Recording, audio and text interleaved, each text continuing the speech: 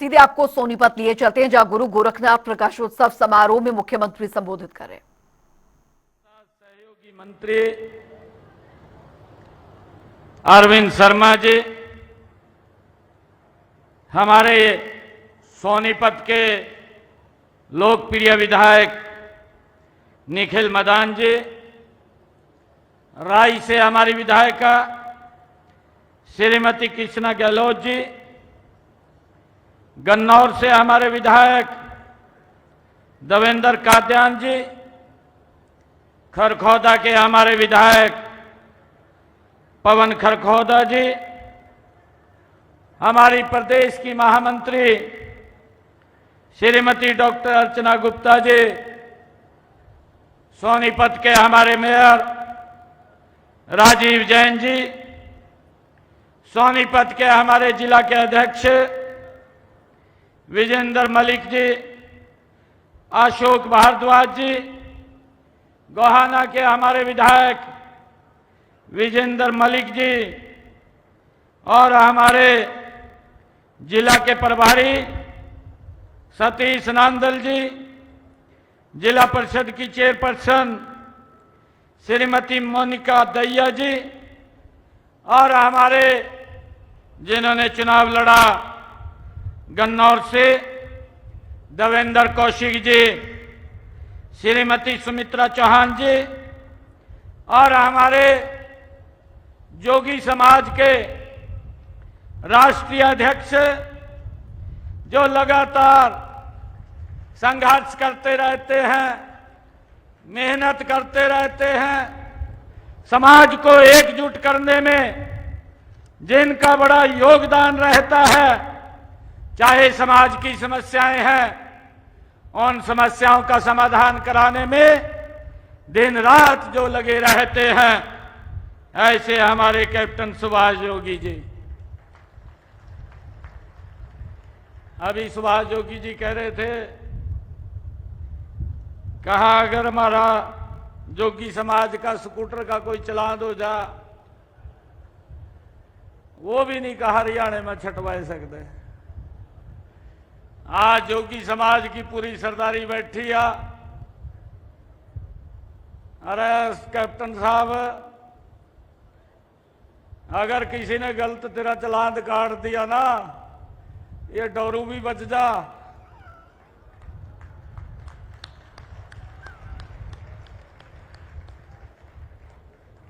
कोई दिक्कत नहीं है। आप लोगों ने जो सम्मान दिया है, वो सम्मान मेरे सिर माथे के ऊपर है। मैं आप सबको प्रणाम करता हूं।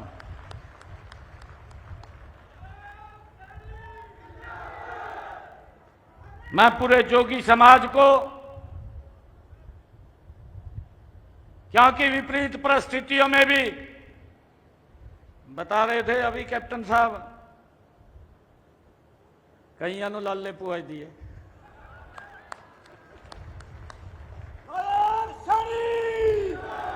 हिंदू सम्राट नायब सैनी भाई, अभी यार सुरेश जोगी ने भी ज्वाइन कर लिया। अब तो एक तरफा हो गया, अब तो कोई कसर नहीं रही है।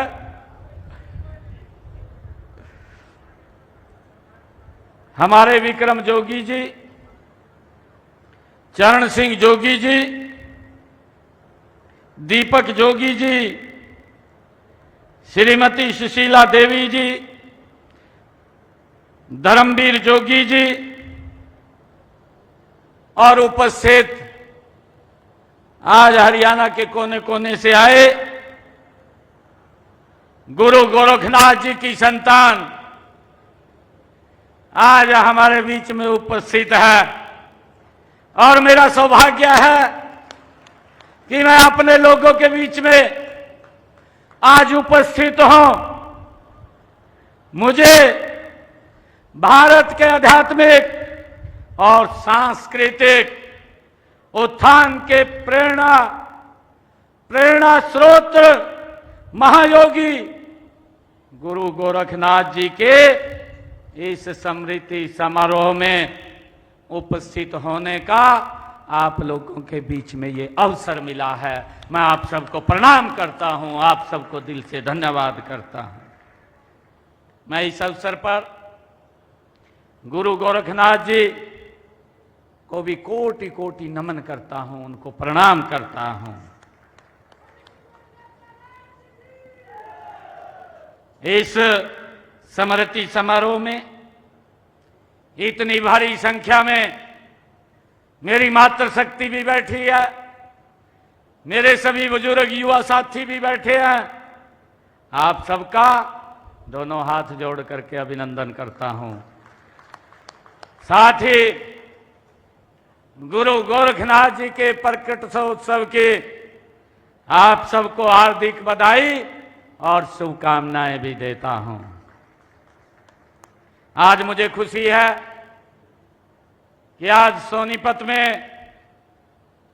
गुरु गोरखनाथ जी के प्रकटोत्सव के अवसर पर मैंने लगभग 104 करोड़ 5 लाख रुपए की लागत के 4 परियोजनाओं का उद्घाटन और शिलान्यास किया है। इनमें 84 करोड़ 82 लाख रुपए की 3 परियोजनाओं के आज शिलान्यास हुए हैं। 19 करोड़ 23 लाख रुपए की परियोजना का आज उद्घाटन हुआ है। ये गुरु गोरखनाथ जी जिन्होंने एक रास्ता हमें दिखाया है, उस रास्ते के ऊपर आगे बढ़ते हुए इस विकास की गति को तेजी से आगे बढ़ा रहे हैं। हमारे लिए गौरव की बात है कि आज यहां गुरु गोरखनाथ जी के दिखाए मार्ग पर चलने वाले जोगी समाज, प्रदेश भर से आए हुए महानुभाव आज इस सभागार में उपस्थित हैं। मुझे खुशी है कि आज का यह समारोह ऐसे समय में हो रहा है जब देश के आदरणीय प्रधानमंत्री नरेंद्र मोदी जी के नेतृत्व में हमारी भारत की बहादुर सैनिकों ने जिस साहस, निष्ठा और अनुशासन के साथ सिंदूर ऑपरेशन को अंजाम दिया है, यह केवल एक सैन्य अभियान नहीं बल्कि यह हमारी राष्ट्रीय आत्मा का, गरिमा का ये प्रतीक भी बन गया है। भाइयों, मैं धन्यवाद करना चाहूंगा। मैं आज उन सैनिकों को भी, उन बहादुर सैनिकों को भी आज इस शुभ अवसर के ऊपर मैं प्रणाम करता हूं, उनको नमन करता हूं। उनकी माताओं को भी नमन करता हूं, जिन माताओं की कोख से उन बहादुर सैनिकों ने जन्म लिया है, जिन्होंने भाइयों पाकिस्तान के अंदर जा करके उस आतंकवाद को कुचलने का काम किया है। भाइयों, ये पिछले दिनों पहलगाम की जो घटनाक्रम हुआ, पूरा देश उससे आहत था, पूरी दुनिया में उसकी निंदा हुई है। आदरणीय मोदी जी ने एक शब्द कहा था, उन्होंने एक शब्द कहा, पूरे देश को ध्यान में रखते हुए, देश की भावनाओं को ध्यान में रखते हुए आदरणीय मोदी जी ने कहा कि अब समय आ गया है, अब वो समय आ गया है कि आतंकवाद की बची कुची जमीन को भी अब मट्टी में मिलाने का समय आ गया है। अब उसको मट्टी में मिलाने का काम करेंगे। और भाइयों, मैं धन्यवाद करता हूं, आज पूरा देश मोदी जी के साथ है। आज पूरा देश भारतीय सेना के साथ है। जो मोदी जी ने कहा, उस आतंकवाद के अड्डों को पाकिस्तान की सरजमी के ऊपर जाकर के मट्टी में मिलाने का काम हमारे जांबाज सैनिकों ने किया है। मैं उनको दिल से सैल्यूट करता हूं, उनको दिल से धन्यवाद करता हूं। मुझे खुशी है कि हमारे प्रधानमंत्री नरेंद्र मोदी जी ने यह दुनिया को बता दिया है कि भारत आतंकवाद को कभी बर्दाश्त नहीं करेगा। ऑपरेशन सिंदूर से हमारी सेनाओं ने पाकिस्तान के अंदर जाकर के उन ठिकानों को टारगेट किया जिन ठिकानों से आतंकवाद पनपता था, जिन ठिकानों से आतंकवाद निकलता था। भाइयों, मात्र 3 घंटे लगे। 3 घंटे के अंदर भाइयों उन आतंकवादी ठिकानों को नेस्त नाबूद करने का काम हमारे सैनिकों ने किया है। ये हमारे लिए बड़े गौरव की बात है। इस ऑपरेशन से पूरी दुनिया ने भारत की सैन्य शक्ति का लोहा माना है। ये मेरे लिए, हम सब के लिए बड़ी खुशी की बात है। आप सब जानते हैं कि ये देश ऋषि मुनियों का देश है। ये देश संतों गुरुओं का देश है। हमारी आस्था, हमारे संस्कार हमें वहां से मिलते हैं। मुझे एक बात याद आ रही है कि जब ये ऑपरेशन सिंदूर आदरणीय प्रधानमंत्री जी ने लॉन्च किया, इसके पीछे की भी एक कहानी है।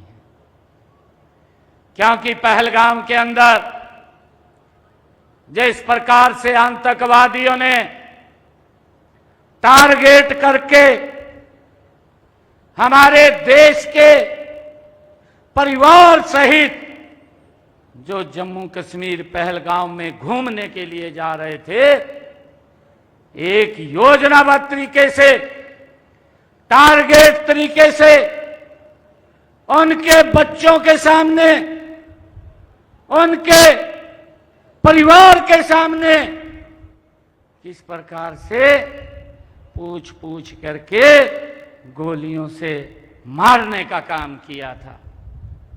पूरे देश में इस बात का रोष था। एक महिला वो उन आतंकवादियों को बोल रही थी कि आपने मेरे सामने मेरे सिंदूर को उजाड़ दिया है, मेरे पति को गोली से मार दिया है, आप मुझे भी मार दें। वो आतंकवादी जो लश्कर तौबा का संगठन का व्यक्ति था, जिसने जिम्मेवारी ली, वो क्या बोलता है कि मोदी को बता देना जा करके। मोदी ने बता दिया है, पाकिस्तान को बता दिया है। 3 घंटे के अंदर उन आतंकवादियों के ठिकानों को नेस्त नाबूद करने का काम ये नरेंद्र मोदी जी ने किया है, हमारे नौजवानों ने किया है, मेरी सेना के जवानों ने उसका जवाब दिया है। आदरणीय प्रधानमंत्री जी ने कहा यह देश एक कभी भी आतंकवाद को बर्दाश्त नहीं करेगा। प्रधानमंत्री जी ने यह भी कहा कि हमारी शांति को कमजोरी ना समझा जाए। शांति में शिव भी है, शांति में शिव भी है, अशांति में रुद्र प्रचंड भी है। अगर अशांति करेंगे तो रुद्र प्रचंड भी करके दिखाएंगे। भाइयों, ये हमारी संस्कृति, हमारे गुरुओं से हमने ये प्रेरणा ली है, ये हमने उनसे सीखा है। मैं भारत भूमि पर गुरु गोरखनाथ जी जैसे अनेक संत महात्माओं और ऋषि मुनियों ने भूली भटकी मानवता को सच्चा रास्ता, उनके जीवन जीने का सच्चा रास्ता दिखाया है। हम सबको उनसे प्रेरणा मिलती है। ऐसी महान विभूति की शिक्षाएं पूरे समाज की धरोहर हैं और उनकी विरासत को संभालने, वह सहेजने की हम सब की जिम्मेवारी है। ये किसी एक व्यक्ति की नहीं है, हम सब की बड़ी जिम्मेवारी है। मुझे ये भी खुशी है कि महायोगी गुरु गोरखनाथ जी न केवल महान तपस्वी थे, बल्कि उन्होंने भारत का भ्रमण कर योग विद्या को घर घर भी पहुंचाया था। असल में उनके जन्म का उद्देश्य ही योग मार्ग पर प्रचार प्रसार करना था। गुरु गोरखनाथ जी ने योग मार्ग के जरिए भारत भूमि पर सांस्कृतिक जागरूकता का जो अभियान चलाया, उसके बल पर ही भारत विश्व गुरु कहलाया। ये गुरु गोरखनाथ जी की ही उनका विचार था। उन्होंने अपने असाधारण व्यक्तित्व, प्रखर विचारों तथा उदार जीवन पद्धति की अमिट छाप समस्त देश के जनमानस पर डाली थी, समस्त देश के जनमानस पर डाली थी। गुरु गोरखनाथ जी के जन्म के बारे में अनेक मत हैं। त्रेता युग में श्री राम जी के राज्याभिषेक से लेकर 12वीं 13वीं शताब्दी के मध्य युग तक उनके अनेक अवतारों का वर्णन मिलता है। इससे पता चलता है कि गुरु गोरखनाथ जी आदि काल से अपने अलौकिक ज्ञान से हमारा मार्गदर्शन करते आ रहे हैं। मुझे खुशी है महायोगी गुरु गोरखनाथ जी की शिक्षाएं आज भी प्रासंगिक बनी हुई हैं। उन्होंने किसी की निंदा न करने, अहंकार का त्याग करने के साथ साथ भावनात्मक एकता, अहिंसा, धैर्य, संयम और मन की शुद्धता, निर्भीकता, दया, प्रेम तथा सहिष्णुता आदि पर गुरु गोरखनाथ जी ने अपनी शिक्षाओं में बल दिया है। उनके गुरु गोरखनाथ जी के गुरु योगी मच्छंदर नाथ द्वारा स्थापित नाथ संप्रदाय के हजारों मठ और करोड़ों अनुयायी आज विश्व भर में फैले हुए हैं। हरियाणा व पंजाब में भी अनेक स्थानों पर सिद्ध संप्रदाय के मठ स्थापित हैं। इनमें स्थल बहोर का मठ हम सब के सामने है।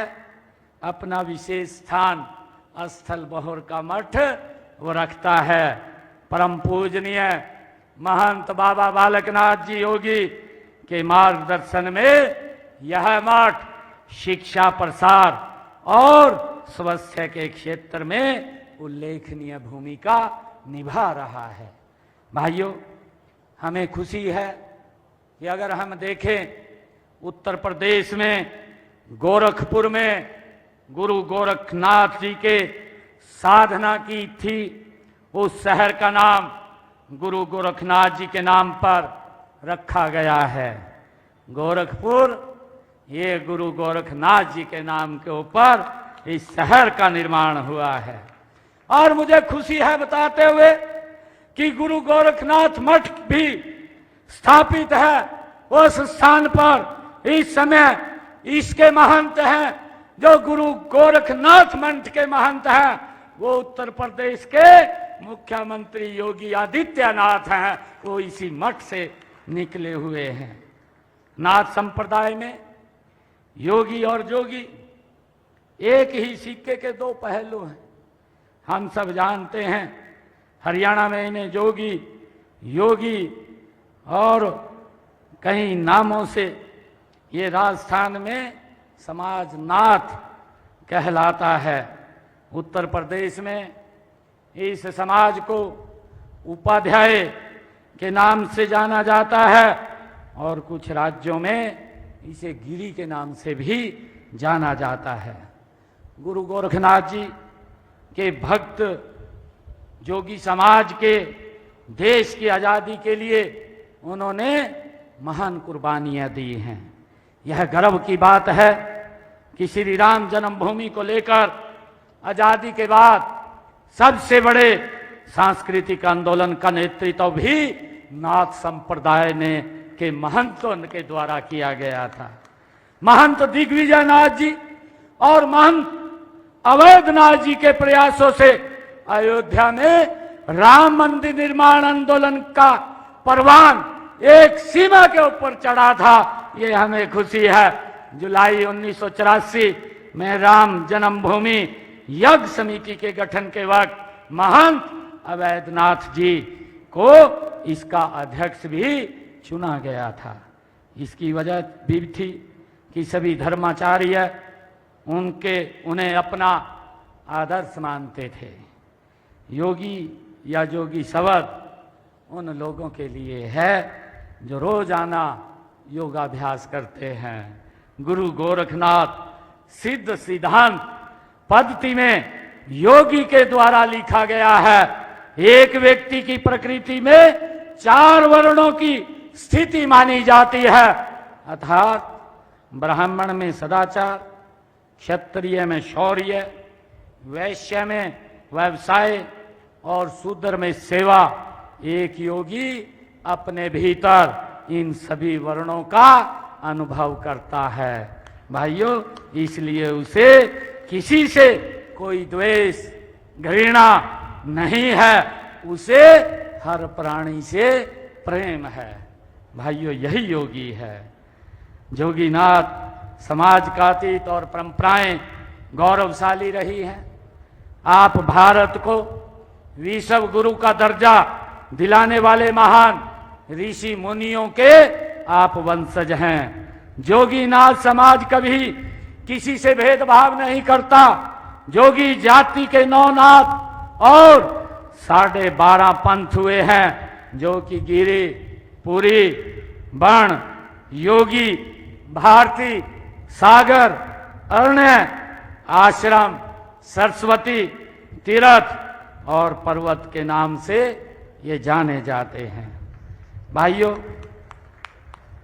मुझे खुशी है कि जैसा कि पहले भी जिक्र किया गया कि गुरु गोरखनाथ जी ने योग विद्या को घर घर पहुंचाया था। उनके दिखाए मार्ग पर चलते हुए देश के यशस्वी प्रधानमंत्री आदरणीय नरेंद्र मोदी जी ने योग का प्रचार विश्व भर में करने का बीड़ा उठाया है।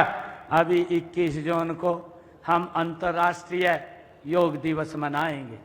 जब आदरणीय प्रधानमंत्री जी इस योग को यूएनओ में लेकर के गए, सबसे पहले 138 देशों ने उसके अंदर अपनी सहमति दी। आज दुनिया भर के देश योग को अपना आदर्श मान चुके हैं। ये गुरु गोरखनाथ जी की ही परंपरा थी। भाइयों, उसको आगे बढ़ाने का काम देश के यशस्वी प्रधानमंत्री आदरणीय नरेंद्र मोदी जी कर रहे हैं। भाइयों, मुझे ये भी खुशी है कि हमने हरियाणा में नई पीढ़ी को योग प्रशिक्षण व योग साधना के लिए प्रेरित किया है। हमने शैक्षणिक सत्र 2022-23 से पहली से 10वीं कक्षा तक योग शिक्षा को अनिवार्य विषय के रूप में शामिल किया है। प्रदेश के कॉलेजों और विश्वविद्यालयों में भी योग सिखाया जाता है। योग को बढ़ावा देने के लिए हरियाणा में योग आयोग का गठन भी किया गया है। ग्रामीण क्षेत्रों में योग को बढ़ावा देने के लिए हमने हरियाणा प्रदेश में 6500 गांवों में योग एवं व्यायामशालाएं वो खोली हैं। अब तक 687 व्यायामशालाएं शुरू की जा चुकी हैं। 300 व्यायामशालाओं का कार्य प्रगति पर चल रहा है। गुरु गोरखनाथ जी ने संप्रदाय, जाति, मंत, पंथ आदि किसी भी आधार पर भेदभाव न करने की हम सबको शिक्षा दी है। इसी के अनुरूप ही हम देश के यशस्वी प्रधानमंत्री नरेंद्र मोदी जी के कुशल नेतृत्व में सबका साथ, सबका विकास, सबका विश्वास और सबके प्रयास की नीति पर गति से आगे बढ़ रहे हैं। हमारा प्रयास है कि सभी बिरादरी के लोग, सभी जातियों के लोग आगे बढ़ें, सभी का उत्थान हो, सभी को समाज में बराबर के हक मिले। हम सबके लिए शिक्षा, स्वास्थ्य, सुरक्षा, स्वावलंबन और सुनिश्चित करने का काम हमारी सरकार कर रही है। मुझे खुशी है आज आप लोगों के बीच में बताते हुए कि हमारी सरकार ने पिछले साढ़े 10 वर्षों के अंदर पिछड़े वर्गों के उत्थान कल्याण के लिए पिछड़ा वर्ग आयोग का गठन ये हमारी सरकार ने आदरणीय नरेंद्र मोदी जी ने किया है। हरियाणा में पिछड़े वर्ग के लिए क्रीमी लेयर की जो आय की व्यवस्था थी वो 6 लाख रुपए थी। जब आपकी सरकार बने उसको बढ़ा करके 8 लाख रुपए करने का निर्णय ये हमारी सरकार ने लिया है। मुझे ये भी खुशी है कि पंचायती राज संस्थाओं में पिछड़ा वर्ग ए और में 8% और पिछड़ा वर्ग बी में 5% का ये पंचायती राज संस्थाओं में आरक्षण का प्रावधान भी हमारी सरकार ने किया है। भाइयों, जो वर्ग राजनीति में आगे नहीं आ सकता था, इस आरक्षण के माध्यम से हमारे पिछड़े समाज के, अति वंचित पिछड़े समाज के लोग भी आज राजनीति में आगे बढ़ रहे हैं। ये हमारे लिए खुशी की बात है। और हमने जो पंच पद के लिए आरक्षण किया है वो आबादी के 50% के आधार के ऊपर हमने इसके अंदर आरक्षण दिया है, जिससे हमारे पंच, सरपंच, ब्लॉक समिति में के मेंबर, जिला परिषद के हमारे मेंबर ज़्यादा संख्या में आज चुन करके आ रहे हैं। मुझे ये भी खुशी है कि हमने शहरी स्थानीय निकायों में भी पिछड़ा वर्ग बी को मेयर और प्रधान के पदों में 5% तथा सदस्यों के लिए संबंधित पालिका में उनकी संख्या के 50% के अनुरूप में आरक्षण देने का ओबीसी को काम किया है।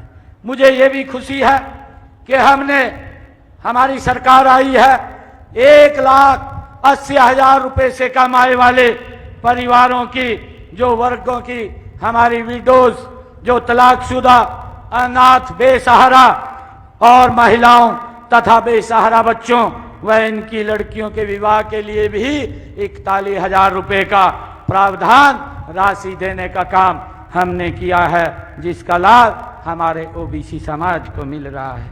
गरीब व जरूरतमंद परिवारों को भी स्वास्थ्य सुविधाएं उपलब्ध कराने के लिए आदरणीय प्रधानमंत्री जी ने आयुष्मान कार्ड, जो 5 लाख रुपए का अधिकार वो दिया जा रहा है, हरियाणा के अंदर चिरायुष के साथ जोड़ करके हमने 20 लाख से ज्यादा लोगों को आयुष्मान योजना का लाभ दिया है, जिसके ऊपर अगर उसको कोई दिक्कत परेशानी आ जाती है तो उसको किसी की तरफ देखने की जरूरत नहीं है। वो अपना सिर ऊंचा करके अच्छे हॉस्पिटल में जा करके अपना इलाज करा सकता है। ये सम्मान हमारी सरकार ने दिया है। भाइयों, हमने नौकरियों में भी पिछड़ा वर्ग तथा शैक्षणिक संस्थाओं में दाखिलों के लिए भी पिछड़ा वर्ग के लिए 27% का आरक्षण आदरणीय नरेंद्र मोदी जी और ये डबल इंजन की सरकार ने भाइयों दिया है। इसका लाभ आज हमारे बच्चों को मिल रहा है। मुझे खुशी है जो हमारे पिछड़ा वर्ग भी और ए के बच्चे हैं, उनको आज सैनिक स्कूल, केंद्रीय विद्यालय, नवोदय विद्यालय और नीट की परीक्षा में, एमबीबीएस की सीटों में आज 27% का आरक्षण ये हमारी सरकार की नीति के द्वारा मिल रहा है। भाइयों, इस बात का हमें बड़ा गर्व है।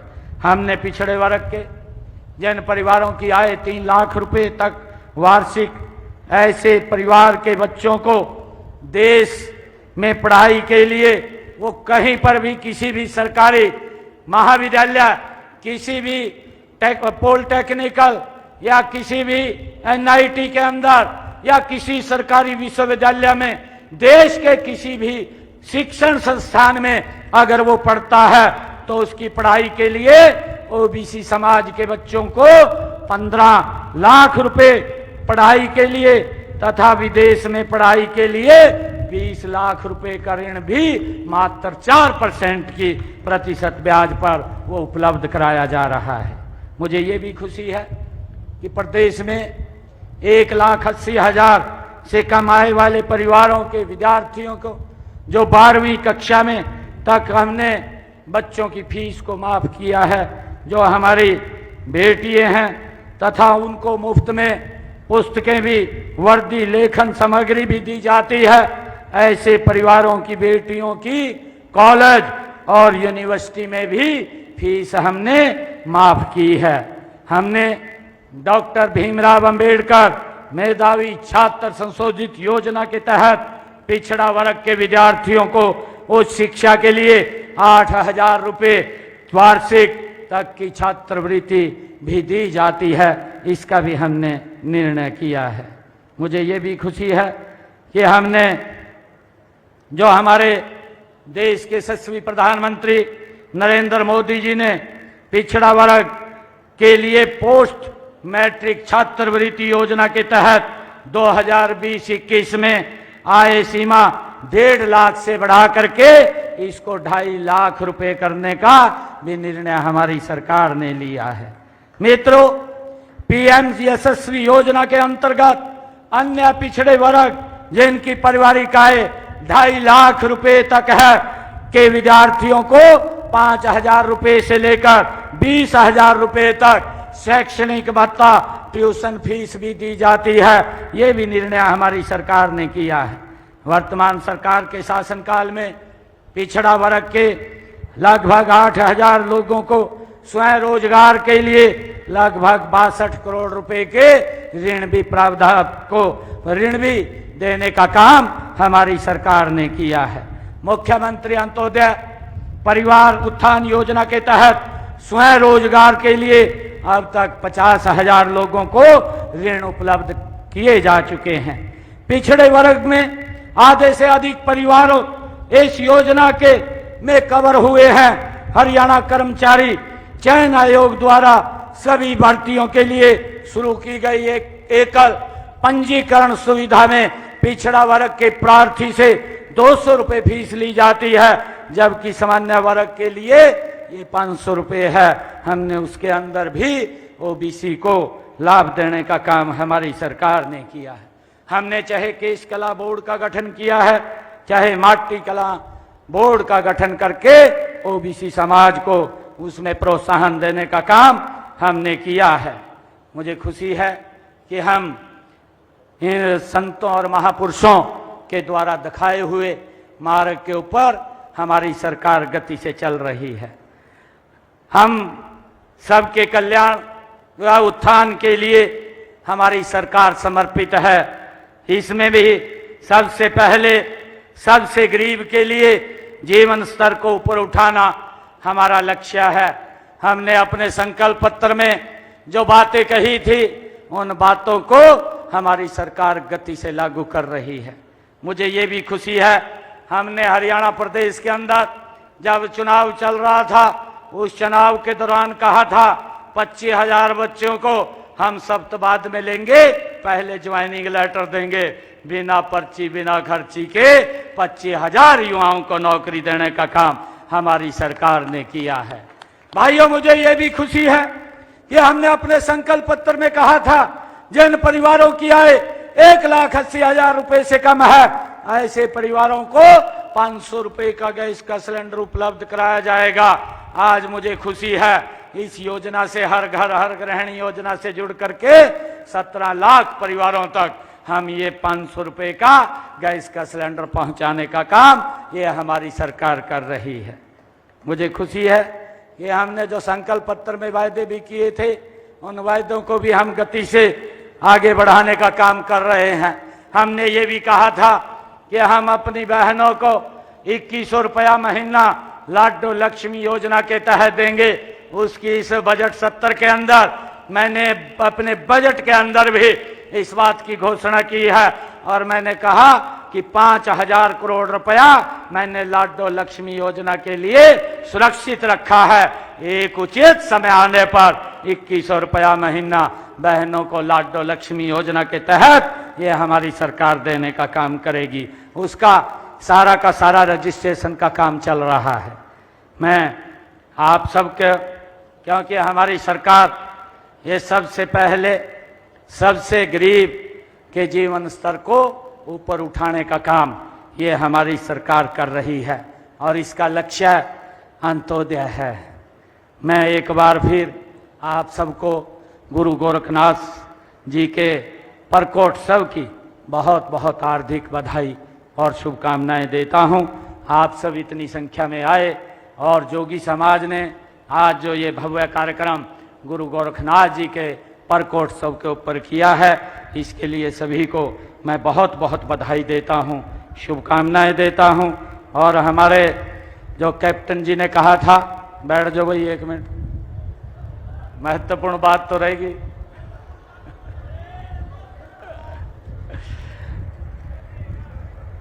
कैप्टन साहब ने कहा था कि हमारी एक मांग है कि यहाँ पर एक चौक गुरु गोरखनाथ जी के नाम से रखा जाए। उसकी प्रक्रिया भी पूरी होगी।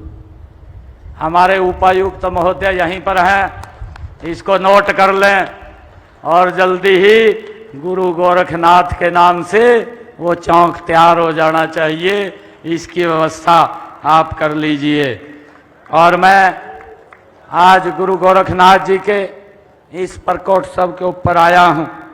और भी जो मांगे समाज की होंगी, क्योंकि मैं आपके परिवार का सदस्य हूं, आपका आशीर्वाद मिलता है। आप कभी भी किसी प्रकार की कोई समस्या है, आप सीधे भी आकर के मिल सकते हैं, बात भी कर सकते हैं। उसका समाधान करने का काम ये हमारी हरियाणा सरकार करती है। भाइयों, मैं आपको बताना चाहता हूं, हमारे सभी अधिकारीगण हैं, चाहे हमारे पुलिस के अधिकारीगण हैं, बड़ी मुस्तैदी और मजबूती के साथ हरियाणा प्रदेश के अंदर काम कर रहे हैं। जो शरारती तत्व के लोग हैं, उनके खिलाफ सख्त अभियान उठाने का काम हमारे पुलिस के अधिकारियों ने किया हुआ है। उनको मैं बहुत बहुत साधुवाद देता हूं, क्योंकि वो मजबूती से लोगों के जीवन को सरल और सुगम बनाने का काम यह हमारी सरकार का दायित्व है। और गुरु गोरखनाथ जी का यही शिक्षा, यही प्रेरणा हमें उनसे मिलती है और उसको लेकर के हम आगे बढ़ रहे हैं। मुझे खुशी है कि आज जब मैं गुरु गोरखनाथ जी के इस प्रकोत्सव के अवसर पर आया हूं, मैं प्रदेश के अंदर जहां भी आप लोग धर्मशाला के लिए मुझे लिख करके देंगे, उनको हम ठीक करवाने का काम करेंगे। और उसके लिए आज मैं 31 लाख रुपया जोगी समाज को दे करके जाता हूं। आप सबका बहुत बहुत धन्यवाद। जय हिंद, जय भारत, जय गुरु गोरखनाथ। भारत माता के, भारत माता के, भारत माता के, वंदे वंदे, जय गुरु गोरखनाथ। बहुत बहुत धन्यवाद। बहुत बहुत।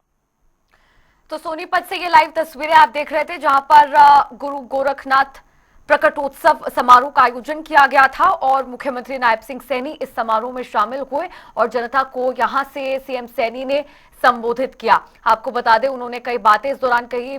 शहरी निकायों में ओबीसी समाज को आरक्षण दिया, पिछड़ा समाज के लोग भी राजनीति में आगे बढ़े और पंचायती राज संस्थाओं में आरक्षण भी दिया गया। 20 लाख लोगों को आयुष्मान योजना का लाभ मिल रहा है। आज पूरा देश पीएम मोदी के साथ खड़ा है।